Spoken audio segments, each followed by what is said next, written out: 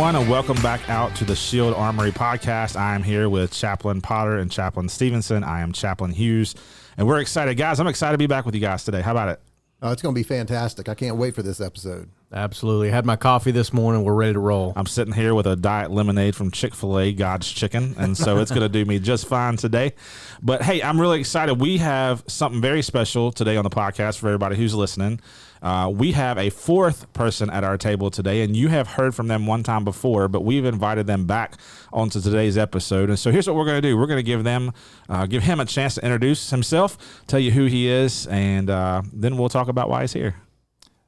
Thank y'all. So I'm Officer Jacob Underwood. I work for Roanoke City. I appreciate y'all having me back on here. I am currently a community resource officer, and I'm actually very thankful that my relationships with the chaplains over the last couple of years have become a very important role in my life. So being able to come in and share those experiences are a very important thing for me, so thank you. Yeah. Jacob, how long have you been a police officer, and how long have you been here in Roanoke? So Roanoke, born and raised. As a police officer, I'm going on my 11th year in May. That's awesome. Very cool, man. Yeah, tell me a little bit about what a community resource officer is. I know that departments have something similar to that, but you're very passionate about that, so pull that thread a little bit. So a lot of times with a CRO, a lot of people know your school resource officer. Mm-hmm. And as a community resource officer, we do the same thing, but in the community instead of the schools. And so we do a lot of events, we do a lot of programs, a lot of community policing, walks, things like that, where we're going out into the community and trying to be a resource or an aid for long-term projects that patrol guys can't handle. Cool. So it's a more proactive way to get out into the community without having a call for service. Yeah. Sweet. Yeah, exactly. And it's just that bridging the gap of relationships and really just trying to create partnerships with that. Well, that's awesome, man. So with that, do you feel like you are, by doing that, you're kind of, I'm trying to think of the right way to ask this question. Is this one of those things that, obviously you're in this role, this is one of those things you're passionate about. This is something that's a passion for you, and this really gets into the heart of who you are. Yes, for sure. Man, that's awesome. That's cool. I see a lot of pictures coming around on social media of you guys out doing walks. And I saw the one a while back where you guys were taking over Valley View Mall. Yes. You know, dude, there was a whole load of guys that was taking over Valley View Mall. And that's a good point. It's a lot of social media driven stuff. So, a lot of people consider you the poster child, but it's just because you're trying to capture those good moments in the community. Sure. Yeah, that's awesome. Yeah, that's awesome. Well, man, you brought up when you were kind of doing your intro about chaplains being an important part of your life. There's a lot of departments that doesn't even know what a chaplain is. Here in the Valley, things are a little bit different with that. And so today what we kind of want to do with you is we want to dig into that a little bit. We want to kind of talk to you about that, hear your heart behind that. One thing that we all three have experienced, especially when we've initially come into departments, is a very much a wall with a lot of people because they don't know what chaplaincy is about. And then there's a fear in that for them that we have to work a long time building relationships to help try to bridge the gap so that people, Darren said it on one of our previous episodes, earning a spot at someone's table, or maybe Gareth, you said that, earning a spot at someone's table. And so, let's talk a little bit about that today. When was your first experience with a police chaplain?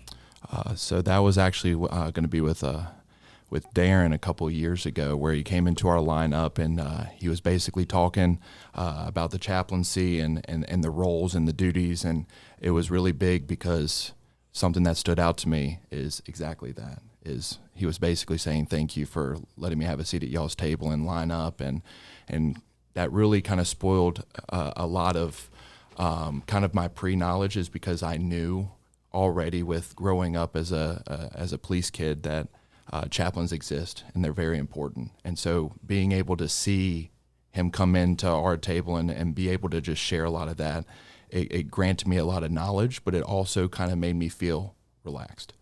And I think that's what really a lot of us struggle with, is at that core, we wear that vest all the time, and it's that tightness that I'm afraid to escape. I'm afraid to let someone in, and that was huge. What year was that? Man, I'm not even. Well, I started in 2009. Yeah. And so I've been around a few years longer than you've been an officer. For sure. So yeah. it may have been further more years, back than we're initially thinking. For So sure. it's probably Yeah. several years ago now. Yeah. I know that it was 2014 is when I obviously came out of the academy. And so I think the introduction wasn't to the chaplaincy itself, but I think it was just actually coming into lineup, and maybe it was the first time that I captured you coming into our lineup and explaining what you were, and maybe that's what it was. And so I think it wasn't until 2018 when I started actually seeing some darkness where it actually captured me and it moved me with what he was saying. Yeah. 2018 was what year for Shield? Yeah, it was in September of 2018 that we launched Shield, and of course I was able to move from being 30 to 40 hours a month volunteering to hitting it full time. Yeah, and the end of 2018 is when I really started getting some of those dark days, and I think that's when you and I rode along for the first time, and I learned about your family. We went to Chipotle, and it just kind of sparked from there. Yeah.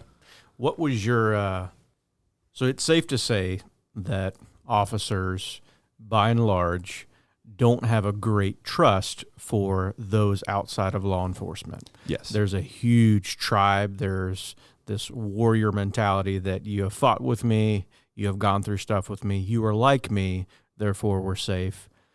So for a chaplain coming in, we have two strikes against us. Number one, we are not sworn law enforcement, so we're not part of that tribe, and that is okay. That is our position. That is our calling. The second thing is that we're pastors. So not only are we not law enforcement, but we're also religious by nature.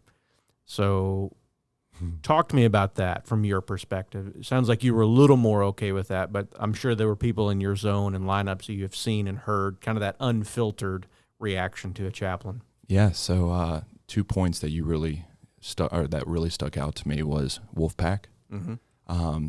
We're all alpha males. Yeah.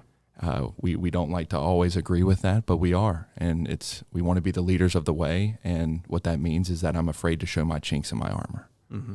And those small little teeny tiny obscure marks that could be emotional, could be physical.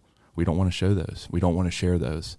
And when it comes to showing and sharing outside of your wolf pack, outside of your clan that you work with 12 hours a day, so often throughout the week, sometimes it's a struggle. But yet, when you get us in a room of just officers, we can't stop saying war stories. Mm-hmm. We can't stop talking about them. And it can become emotional. It can become funny. And so I'm glad that you said that, because I've always had a pleasure of talking through a lot of my war stories. But what I struggle with is that internal depression that I know exists, kind of that root core from my childhood. It's opening up about how those war stories affected me. Yeah. And so that was number one. And I think it's just because we have a problem of showing outside of that wonderful Class A uniform that we're human at the end of the day. And then number two, other than Wolfpack, and I want to go back to what you said, because you said at the very end of what you captured was we're religious. We are typically pastors. And I think that is the other piece, is how can I see so much darkness? How can I do all of these things? And if you don't have that relationship with God, if you don't have that peace that you can go home to and that relationship to reach out to him at any time, read the Bible, go to church, all of those routines, you can actually get captured and wonder, why can I see all this darkness if God exists? And so being able to share my stories of my whys, my what ifs, and sharing it to someone that may, as an officer, feel one-sided, or maybe I don't want to capture the religious talk today, so I'm not going to bring up this one, but we'll talk about the good stuff. Yeah, I think that's another area that I've struggled in, and that I struggled in at first. Sure. is that icebreaker. I know one of the things that quite a few officers that I've developed really personal relationships with at this point said to me very early on was they don't enjoy it wasn't always just the fact these things, because these were major factors that we're talking about. But one of the things was just the fact that I'm used to being on my own for 12 hours. Having somebody in my car cramps my space.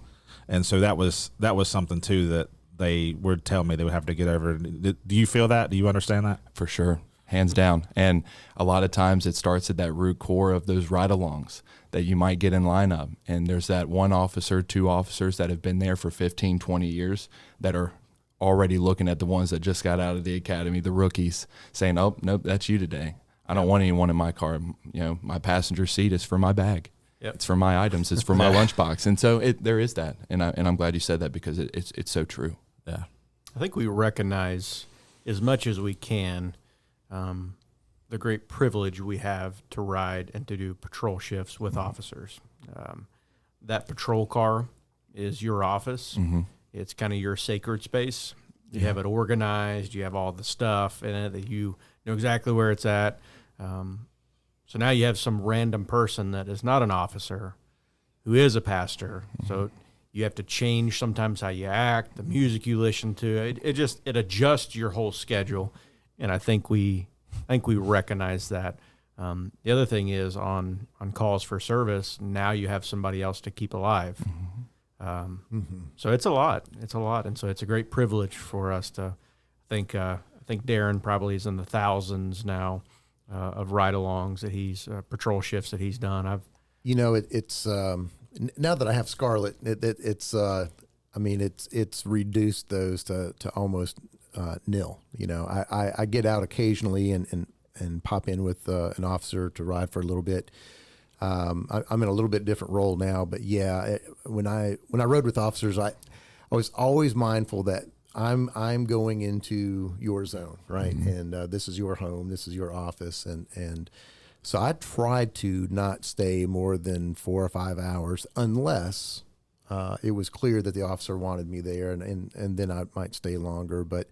I'd kind of tag in, and then you know what, I'm going to give this guy a break from me, and just let him relax and get back to the space that he's familiar with. And I remember well riding with you, mm-hmm. Jacob, and always good time. Yeah, and I think what y'all do very well is setting the standard of how you operate and what we can't do while you're in the car. It's just reiterating that. Sometimes it's the fear of the officer that I don't want to take him to something, and I remember a lot of what y'all told me when y'all would get in the car is, no going fast, no pursuits, no traffic stops. There was just a few things. I can't remember the actual lingo there, but there was a few things, and I know you're smiling over there, Gareth, because I know that it's like your checklist, right? Can you go over that real quick? Because I can't remember, but it was big, and I was like, okay, all right. Are we talking about what is supposed to happen and not happen, or? Yeah, we're not going to unpack that.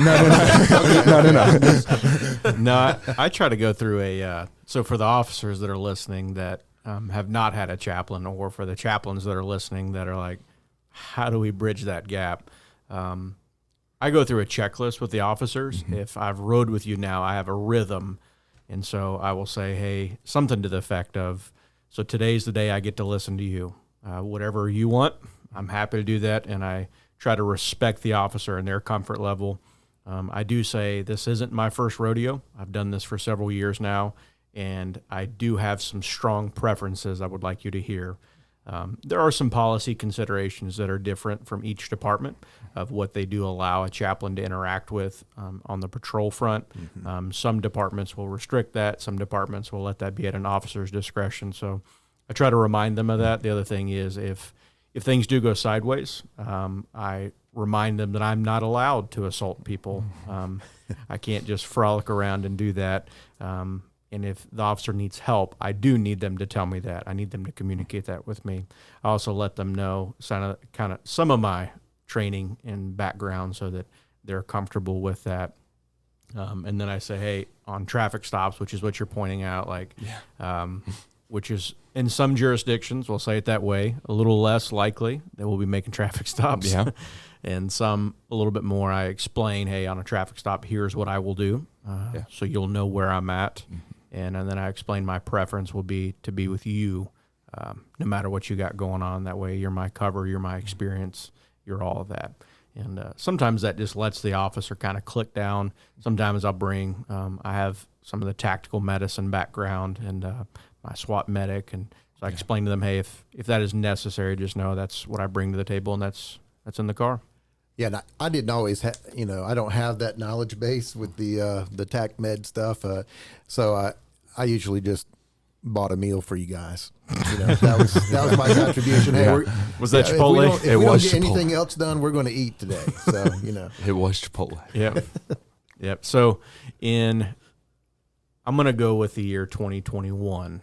I think you were on Bravo platoon. I was, and from my perspective, and I'll kind of open that can a little bit. For sure. I'm sitting in lineup, and sometimes I will ask to ride with individual officers, or I will ask the lieutenant, hey, based on what where would be the best for me to serve today?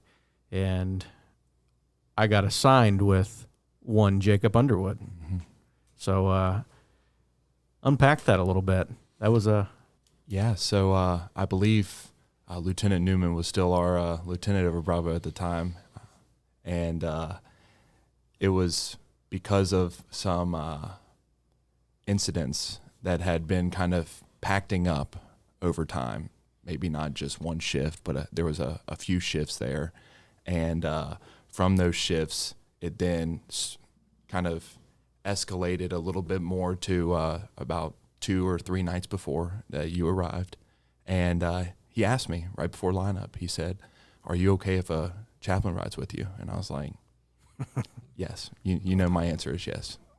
What everybody can't see right now is your facial expression when you said that. I wish everybody could see your facial expression when you said that. Like I will grin and bear this. Yeah. Yes, sir. But I think at that time, in that point, we had already had conversations in passing, and he knew that I needed that. I knew I needed it, and it had reached that time. And so you and I rode together, and we headed on out to our land of Southeast. Yes, we did. And not the land of milk and honey. No. Another M and another H word, but we won't go there. So we won't go there. And so you basically at first were just like introducing yourself. I think we had very little knowledge or interaction at that point, and so you were just kind of filling me in about a lot of that stuff. And as we headed into Southeast, we talked a lot about what I'd been going through and trying to just more or less break the ice.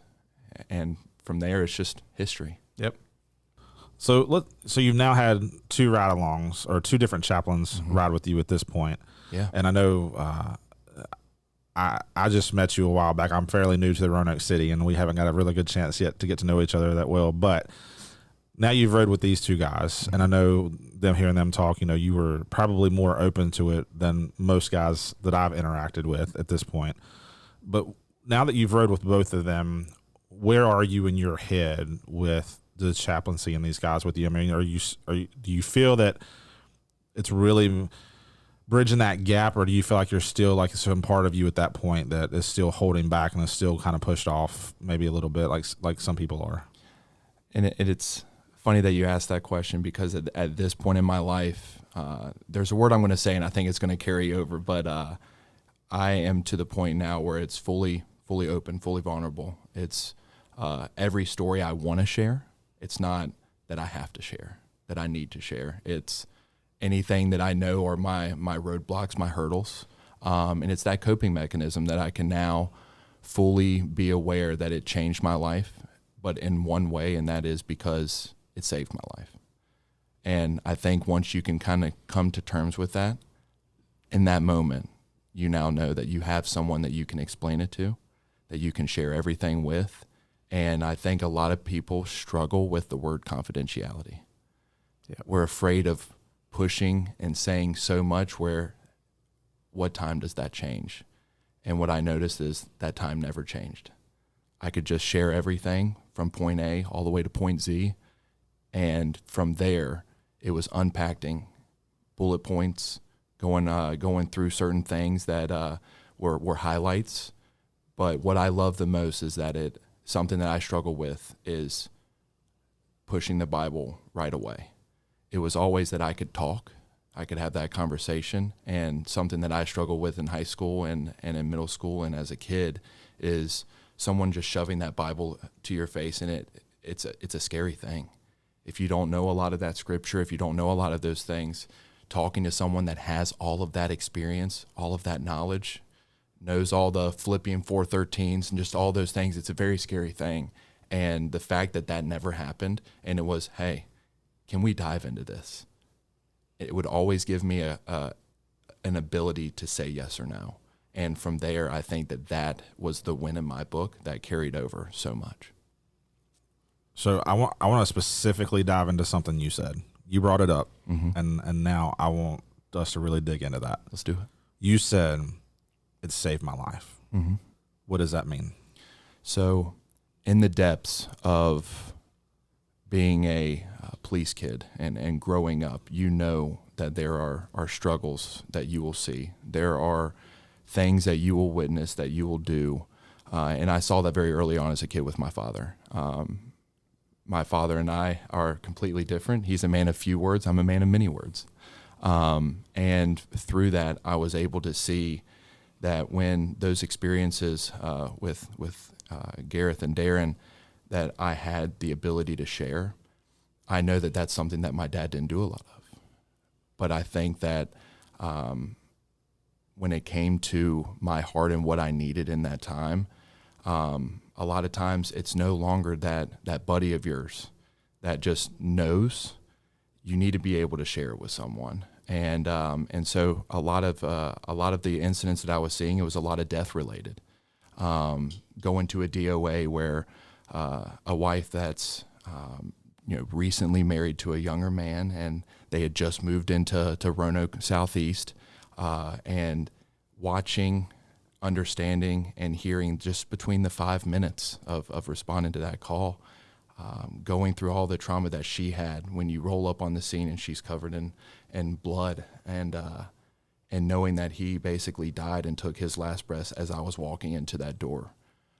The trauma that she had, but that I wanted to take away from her, became like a 3-hour call. And the officers, when you start going over certain time frames, they'll get on to you about, why did you spend so much time on this call for this or that? But I needed that. And I started really struggling with that when I held on to it so long as, could I gotten there 5 seconds sooner? Could I have done something a little bit different to where he could still be here for her? And then the second one was the arrest of a fellow officer. And that was my tipping point. Mm-hmm. That was the one that overfilled the tank. And it was just, in that moment, this was the thing that happened just a few shifts prior. And that's when Gareth was there. And that's the one where when you're responding to an incident like that, and I don't know how deep you want me to get into that, I can, and we can cover up some things there. And so when you have to make that type of arrest, when you have to make those types of decisions, and it's no longer someone you don't know, but it's someone that it's in that wolf pack. It's in that brotherhood. Yeah. And you have to make that decision that your decision is going to carry impact for the rest of their life. Mm. And so I got a call. It was a motor vehicle accident late at night. And from that, in Southeast, you kind of already know that there's a struggle where those accidents can become very bad. And when I pulled up on scene, the truck was just right there on a tree, just teetering. And you see a lot of the community involvement where they were trying to hold the truck up. And through that, I go in, and one of the passengers are passed out. And you could tell that it was from probably the impact. And so it was more or less just trying to get the ones out that weren't already, and making sure that they were safe, that they weren't hurt, that they didn't need anything or require anything right then at that time. And then it was me focusing until fire and EMS showed up that I needed to worry about that passenger, because I didn't know how long that truck had left before it might be able to flip over because of that tree and because of it was struggling. And so I ended up having to do a field amputation because of how that was. But thankfully, through fire and EMS and the response there, they were able to take over in that moment. And obviously when you have an accident like that and an officer's involved, you kind of know where it's going. And it's good with a lot of support needed, or it's very bad. And for this one, it was a DUI, and I knew it was going to be bad. And typically in these moments, a supervisor will sometime take over for you. That way you don't have to do that for a fellow officer. But in this case, that wasn't the case. And so we started going through all of those and ended up having to go down to jail. And I think it was the struggle of not knowing if the passenger was ever going to make it, and the field amputation and having to arrest a fellow officer. It weighed a lot. It had a lot of weight. Yeah. It had a lot of weight, and I think the thing that I struggle with the most is when you have officers that are on their side of the table asking you, why did you do this? Why did you do this? That really hurt the most. Is you would think that, knowing me, who I am, that I would have done everything in my power to not have to do that, to not have to make that decision. But due to the circumstances, it had to be done. And I think that is what really carried the most moving forward. And Gareth, once I was able to sell that story and being able to share everything with him, he was like, let's unpack this. And I was like, okay. And he was like, can you get out your Bible app on your phone? And I was like, yeah. And then we just started going piece by piece, bullet by bullet. And it was how this can relate to this verse. I need you to read this out loud. And we started doing that, and you started relating how each of these bullet points would fit in. And it was very easy to see a lot of that tight chest, hard to breathe, going through step by step. And that was my biggest struggle. And I also think that that's where y'all came in, because in this case, I never knew what the chaplains had to offer from the side of trauma. And that's where y'all helped me come up here and get part with a little bit of what VA LEAP has to offer. And from there, I don't know if y'all want to kind of segue into that on that, but that was where it opened up my eyes of what peer support was and what the connection between peer support and chaplaincy was. Yeah. Yeah, there's certainly a fine line of what a chaplain is allowed to do and where we can hand off. And, man, I just appreciate you telling your story. I think back to that night on that call for service, and then a couple nights later riding with you. And it's been a journey.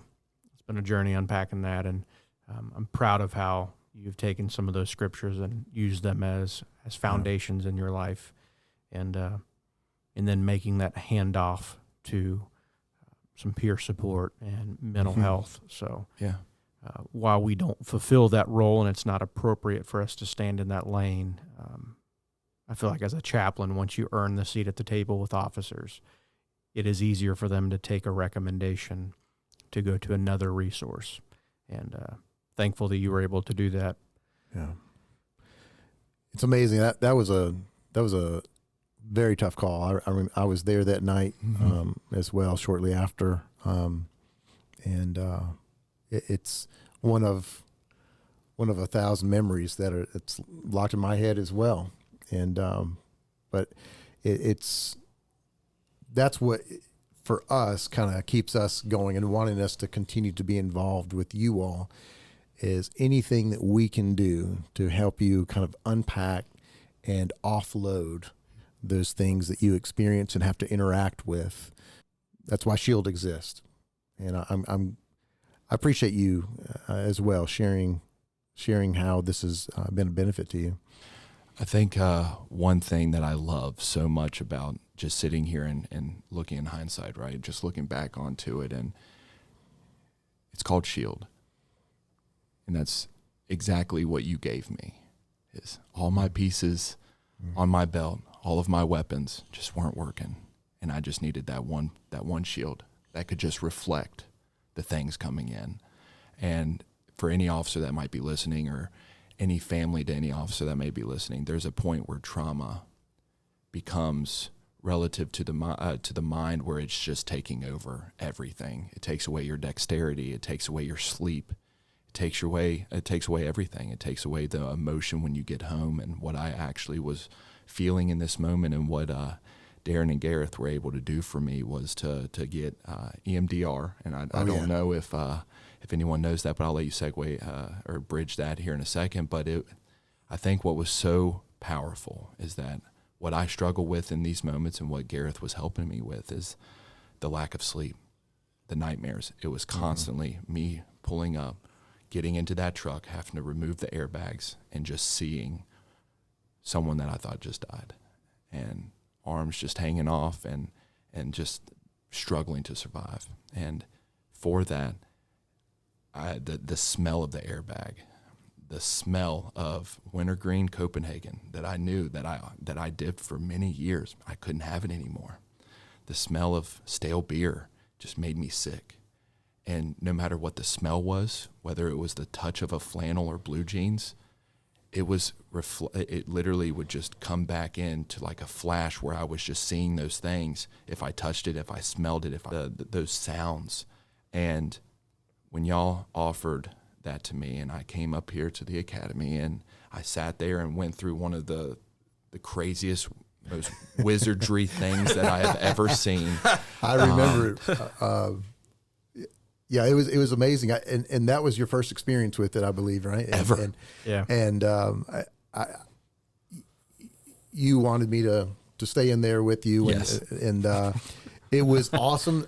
I wish visually everybody could have seen what happened. I mean, your chin was down low, your shoulders were shrugged up, and just that you're tense, and just you. It was obvious you were carrying the weight of the world, and to watch over a period of only about 45 minutes, to watch your shoulders start to lower, your head start to come up, you were able to start breathing. And you said something at the end of it. You're like, I feel fantastic, but I also feel like I just had like a 6-hour workout. Your reaction afterwards was incredible. Yeah. It was funny, because it was like I had just got done working out with like a 25-pound vest that had just. It's like when your body gets to that moment where you've reached all failure, but you want to keep pushing because you haven't reached those fitness rings on your watch yet. And it's that moment where you're taking that off at the end of the workout, and you feel amazing. Your body's like a noodle. Yeah. And what's funny is I remember you looking over, and you're like, you might just want to take a few minutes just to sit there, because you're going to maybe feel drunk. And sure enough, obviously that challenged me to get up. Yeah. And when I got up, I was like, whoa. Sit back down. Sit back down. I'm just going to sit here for a moment and let's just chill. For those that are listening that have just kind of heard this, I'll just unpack a little bit for EMDR, kind of what that is. And so EMDR it's eye movement desensitization and reprocessing. That's what it stands for. It is done by a licensed clinician. It is not done by a chaplain or someone who once worked on a farm or anything like that you have to be a licensed clinical professional. So that kit under Darren's desk that says Voodoo Kit, that's not the EMDR kit. That's completely different. I'll give my experience with EMDR. You know that I have a little bit of a background in the fire and EMS world, and that stuff does wear on you. Adam, you've had many, many years of fire and EMS background, and those calls for service, when you start talking about it, I can smell the smell of airbags. I can smell the smell of dried blood, and it just triggers you right back. And so that's where you have nightmares. And for me, in my story, I had the same nightmare every single night for a year straight. And I'd never struggled with any of that before, but I couldn't get that out of my head. And all of my normal coping mechanisms, if you will, had failed. It overwhelmed me. And so that's when I came to the place where I was like, man, I need to try something. It was at VA Leap. I was at a post-critical incident stress seminar where they offered EMDR. I thought as a chaplain that it was witchcraft. And I was like, I will have none of this. I don't want any part of it. But what it does is it helps you unpack and reprocess that trauma that is so huge in your life. and to make that a small experience. So again, it doesn't erase those memories, and I don't want to erase those memories. Those memories and those events made me who I am today. I just don't want them to overwhelm me. And so that really, really helped me to do that, which is why I'm able to recommend that. So I love seeing officers that go through EMDR and really, really have a life-changing experience based on that. So, man, let me just, you've used the term peer support. We've talked about your time with Chaplains. You've talked about EMDR therapy. There has been, for years, and we all know this to be true, there's been a stigma surrounding the whole mental health, getting help, that type of thing. And obviously, those things have changed your life. You said that here on this episode today. What would you say to other officers who are going through things or who have been living through things and about not carrying this stuff around for years and then trying to deal with it down the road, but really trying to get ahead of this stuff and doing things that's really going to be helpful, not just for them, but for their families? Yeah, I think it all plays into emotional survival, and it's one of those things that I feel like a lot of officers either know or they don't, and it's that balance. It's that balance of how is my family life when I'm coming in? Am I stressed coming in and putting this uniform on? Where's my emotional level at right now? Am I going through something hard, whether that's not even just a relationship thing, but how's work right now? Am I stressed on that? And I think once you can kind of balance where my emotions are and how that's going to carry me for the next 12 hours, I think coming to an understanding of that, you can start playing into, man, my mental health is just struggling right now. How many vices am I using when I get home? Whether it's the dip to carry me through, whether it's the alcohol, and sometimes it's not even that. Maybe it's money. Maybe there's all these things that I feel like once I was able to figure out that was my crutch, was my mental health in that state, I could start focusing on it. I could be vulnerable to it, and I could accept it. Yeah, we believe as chaplains in the triangle of wellness. So that means there's 3 different sides. There's the mental side, which is what we're talking about and highlighting now. There's the physical side. That's the law fit, that we want to be fit for duty to help ourselves and those around us as well as the community. Then you have the spiritual side as well. What happens is if you focus on just one of them, those other sides fail and you're not actually whole. That is not appropriate wellness. And for us as chaplains, we have spent most of our life holding the fort down in the spiritual side of that triangle, and that is where we focus.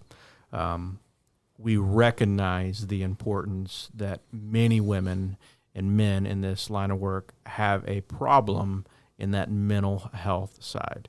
So while that's not our lane, boy, is it helpful to try to tackle. And you truly can't focus on the spiritual side of the fence or the physical side of the fence if you're having nightmares, if you're not sleeping, if you can't focus at work. So it's really good to be able to let you unpack some of that and get to a healthy place mentally so that we can focus on that spiritual side. So yeah, and I'm glad you brought up that balance in the spiritual side, because something that I was struggling with is, the dip just used to be a work thing. It just used to be getting me through. It was the Bang energy drinks.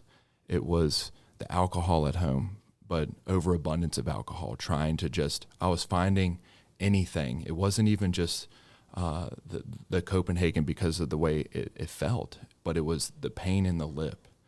It was anything to just take that pain away from me. I was getting tattoos. I got, 2 entire sleeves within, minimal 21 hours worth of time. I was just going and sitting and just anything that could just take that away. And the fact that the spiritual end is the thing that really actually helped me grow on that and to get away from all that. As an officer or as someone that grew up depressed, you always focus on the emotional and the physical. Well, maybe if I get stronger, I won't feel the pain. So you're just constantly working out. But it's the spiritual that I think really set me over. And so after a period of time, after a few of the EMDR follow-up conversations, whether it was you, Darren, whether it was you riding along with me, Gareth, or the conversations, us meeting for lunch several times. I asked you a question one day while we were riding, and we had just cleared up from a few things as I was a community resource officer, already away from the Southeast Patrolmen, and I was only in it for a few months at that point, doing what I do now. And I asked you, I said, I feel physically ready. I feel emotionally ready. But I'm still struggling with that one thing. I've read these verses that you've put in front of me. I've really tried to go home and study this and that and incorporate this. What's my next step? And you looked at me. You said, let's pull over here. And so under one of my favorite bridges in Southeast, that where a lot of reminiscing, a lot of things have taken place. You said, "Are you ready?" And I was like, "Yeah." So you said, "Take a deep breath in and what I need you to do is I just need you to act as if you were just surrendering everything to God. Just surrender everything. And when you close your eyes, I want you to take a deep breath in, and when you do that and put everything at the feet of him, and you're able to just surrender everything that you are holding on to, that you're feeling, that you might be thinking, and we worked through that. And it was almost as impactful physically as you, Darren, when you said you might get drunk when you stand up. It was almost crippling to that effect. Is I actually needed to get out of the car for a second because I started getting like really hot, and and it was just one of those moments where it was so amazing to feel that it was almost like I wasn't wearing a vest at all, and I looked down to make sure I was still wearing my vest because it was weightless, and that's when you realize there's a weight of the badge. And that's such a powerful thing. But the fact that you can literally surrender it all and let God carry that weight for you, oof, I got chills right now because of it. And I'm trying to hold back those tears because that moment right there, that the act of surrendering it all was so big because we had just got done eating at Sakura 9. We had just had a full belly of sushi. And when you look at me and you said, I just need you to surrender it all. That was the moment that I realized, and capturing this entire story around that, that's where, Hughes, it saved my life. It was no longer, I need this to take away my pain. I need this to take away this thought. I could sleep again. I could do this and that because he was carrying all of that. He knew everything. I wasn't just holding everything back. I was so vulnerable in that moment for the first time in my life. Through all the depression as a kid, through all the things, through all the trauma that I had seen at the time, 8 years of being an officer, going into that 9th year, and it was finally all weightless. Yeah. Been very proud of you and seeing your relationship, and you had that big moment under the bridge, and I will forever remember that day.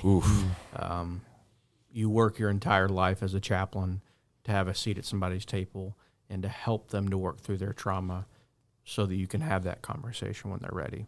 And that may have been our 10th or 12th ride along at that point. I mean, it had been a lot of time in between the first and that one. Yeah.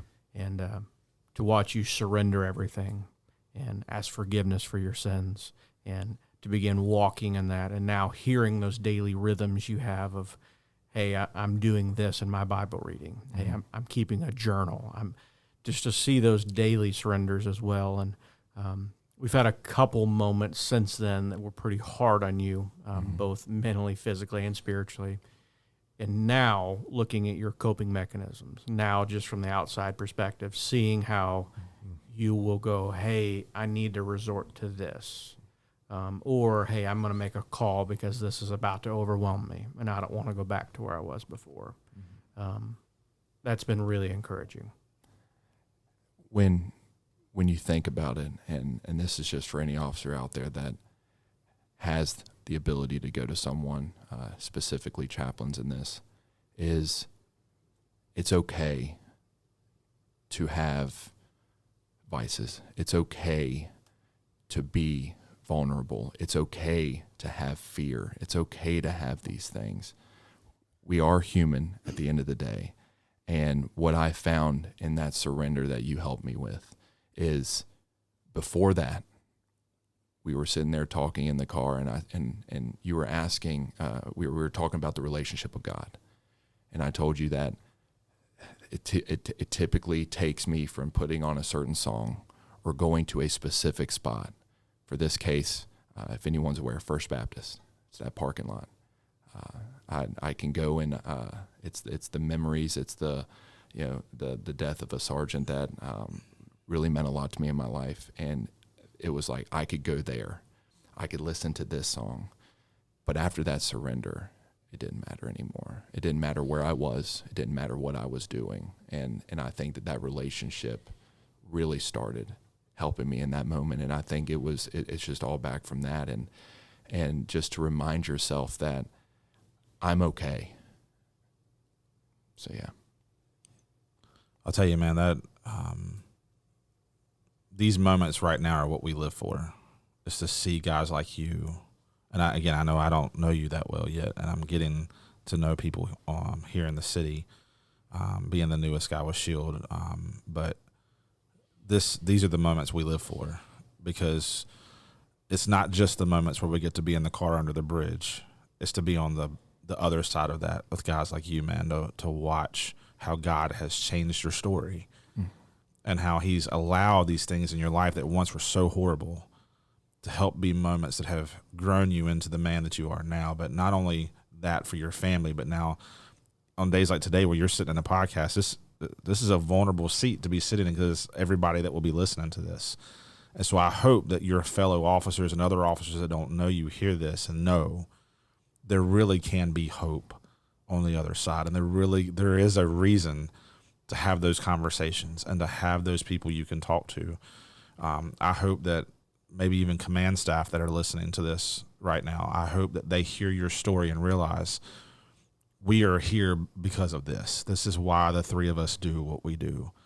And the health of you guys and where you are in life is what we are so concerned about. And we want to be able to provide that, not just for you personally, for your wife, for your children, and so this for us, I know for me, this interview right now will be something I'll personally never forget, because this is what we live for. And so, Darren, I just want to say to you, man, could you have imagined in 2018 that right now that we would be sitting at this table hearing this story and knowing all the things between bringing Gareth on board and Scarlett and now the three of us and all the departments we serve, and not just Roanoke City? Could you have dreamed that God would be doing what he's doing right now?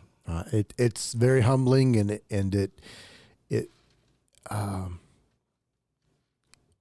it's amazing to see how God has worked and how he continues. None of us around this table are finished products, right? We're still works in progress.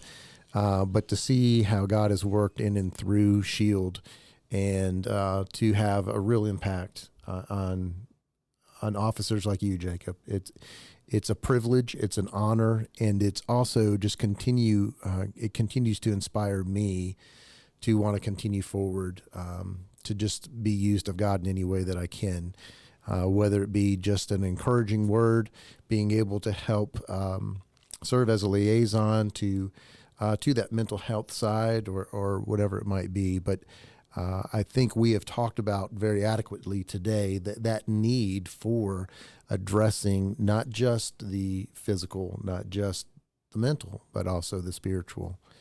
And it's all connected. And God wants us to be whole. He wants us to be well.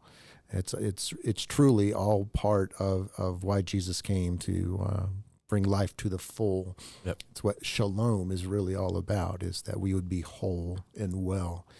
And we've been able to hit on that today. Thank you for coming in, Jacob. This has been tremendous. Yeah, this is it's very eye-opening to come here and be able to talk, because Gareth, I mean, you and I have talked about that moment a lot.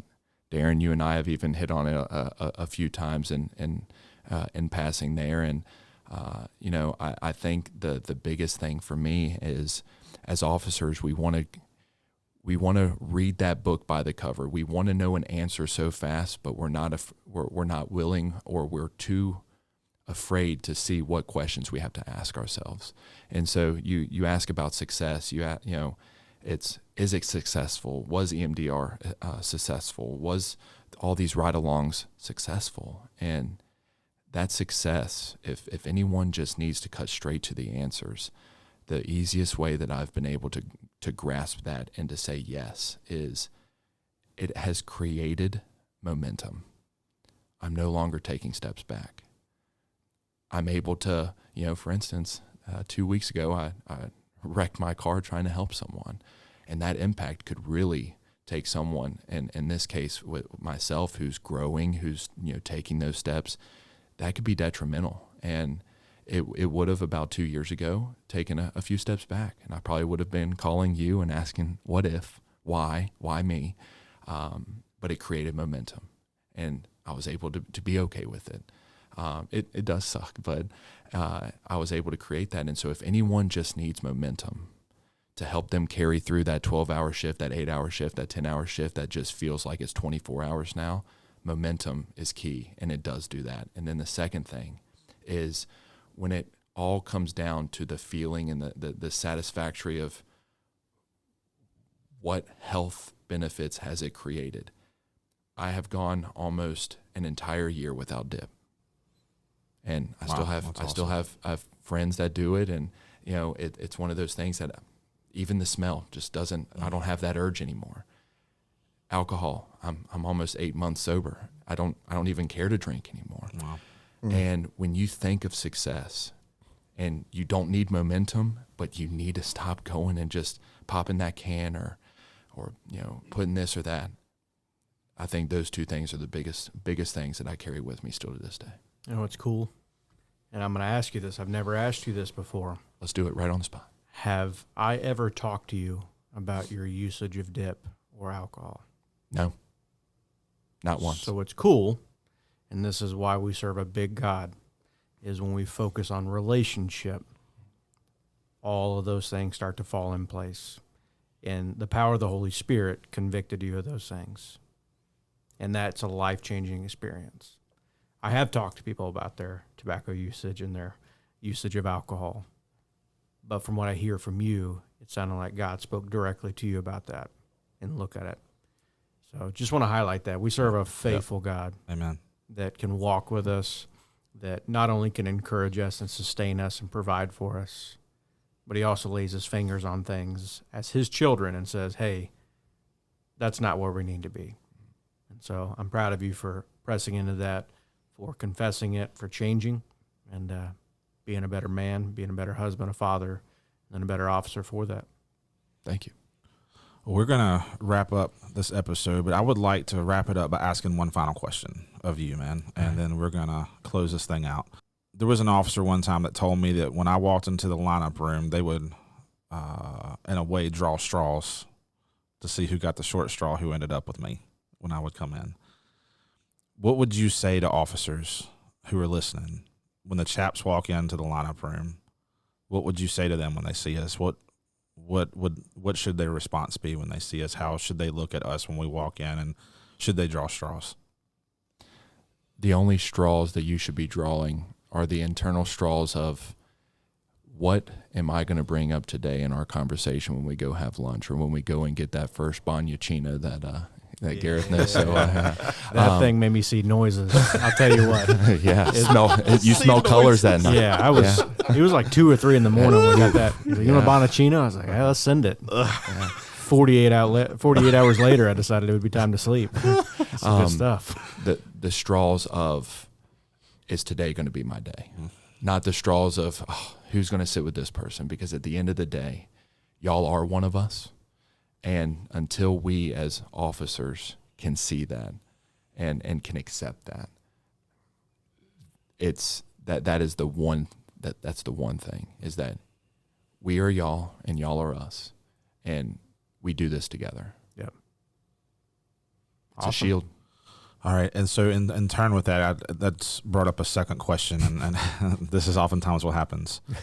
What would you say to command staff whose departments don't have chaplains and maybe they are considering chaplains, or maybe they haven't considered chaplains, but somehow or another they landed on our podcast, what would you say to command staff? Think about earlier in this episode when it was being brought up, that triangle. And it's the balance of spiritual, emotional, and physical. And I can sit here right now and have any conversation with whether it's a chief, a sergeant, lieutenant, whatever, and I can sit there in their face and say that no matter how good your peer support is, no matter how good the officers on peer support or who you have coming in for that, you will only ever be able to hit at an emotional and physical level. Because I can tell a fellow officer, even if they're peer support, or I could tell a fellow lieutenant only so much. But when it comes to that moment where you have someone that is tied into that spiritual realm, that element of Christ, that element of religion, you cannot be fully vulnerable to be able to access the trauma that is that root cause. Wow. Well, man, thank you so much for today. Thank you. I don't know how to say thank you enough for being as vulnerable as you've been today. I think this will probably go down as one of the most impactful episodes we'll ever have. And so thank you for being that today. We appreciate that more than you know. Thank y'all. And that's where, at the end of the day, it's so important. And y'all are so welcoming all the time. And the fact that anyone would turn their head away or draw straws to the seat at that table is just, oof. And it's one of those things that I want to end what I'm saying before I just keep going on, keep rambling. But it's that moment where we all need just a little bit more. We all need that something that gets us through the hurdles, that creates that momentum, like I say. And the fact that y'all can do it without asking for anything is just so amazing. So thank y'all. Well, thank you for the encouragement. Truly. That means a lot to any us. Any officer at all that's just listening to this, that needs help, that department that doesn't have the chaplaincy there, just asking it is given. Yeah. Thank you for the opportunity to serve you. Just a great privilege. And it's cool to see God working in and through your life. Several things you said that are just God moments. I don't think you can relate them to a chaplain. But if we helped open the door to let God do his work, man, that's incredible. So thank you. You talk about vulnerability, and I know we need to get off this one, but the vulnerability that I have is because y'all saved my life. And if it's my life being saved that helps someone bridge to coming to y'all tomorrow, today, by hearing this, the amount of people that we can affect just by this one episode. So thank y'all. Thank y'all for allowing me to be vulnerable. Thank you. Well, guys, thank you for joining us today. We appreciate you taking time. We don't take it for granted that you take time to plug into this podcast. And so we hope that today has been an encouragement to you. We hope that this has been an episode that has been encouraging, has lifted you up, given you some hope. Like we always say, you can reach out to us at any time. Everyone in your department should be able to have our contact information. If you don't have it, you can email us. You can find us on social media. You can hit our website. There's lots of ways for you to get in touch with us. Thanks so much for being with us, and we will see you on the next episode.